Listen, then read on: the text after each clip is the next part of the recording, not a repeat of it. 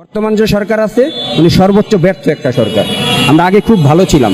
আমার মনে হয় আগের সরকারকেই আমাদের বাংলাদেশে ফিরে আনা উচিত। এটা আসলে আমরা আবেগের বশে করছি। সমন্বয়ক ছাত্র আমাদেরকে ডাকছে, আমরা ভাবছি যে না, এই সরকারের পরিবর্তন আসলে হয়তোবা দেশটা ভালো থাকবে।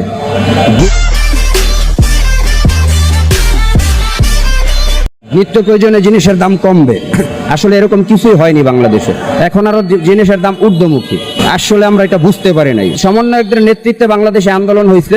কয়জন সমন্বয়ক একটা ইটের আঘাত খাইছে, সাধারণ ছাত্র মারা গেছে, গুলিবিদ্ধ হয়েছে, চোখ গেছে, হাত গেছে, পাও গেছে, তাদের চিকিৎসাটাও হইতেছে না। দেখেন, তারাও কিন্তু এই যে দাঁড়ে দাঁড়ে ঘুরতেছে, সমন্বয়কদের দেখাও পাচ্ছে না। এখন যারা মূল নেতৃত্বে ছিল তারা কিন্তু ফুলে ফেসে কলা, মানে আঙ্গুল ফুলে কলা গাছ। তারা খুব ভালো আছে, কেউ উপদেষ্টা, কেউ বড় সমন্বয়ক, বিশাল টাকার মালিক। কিন্তু যে লোকগুলা পাও হারাইছে, চোখ হারাইছে, তাদের কোনো খবর নাই। তাদের খবর তারা কেউ রাখে না। চিকিৎসাটাও হচ্ছে না টাকার অভাবে। আগে যে সরকারটা ছিল, আইনের যে শাসনটা ছিল বাংলাদেশে, আপনিই দেখেন আইনের শাসন বাংলাদেশে আছে। হত্যা, রাহাজানি, ছিনতাই, মানে চাঁদাবাজি, পুরো বাংলাদেশটা ভরে গেছে। দেখেন আপনি।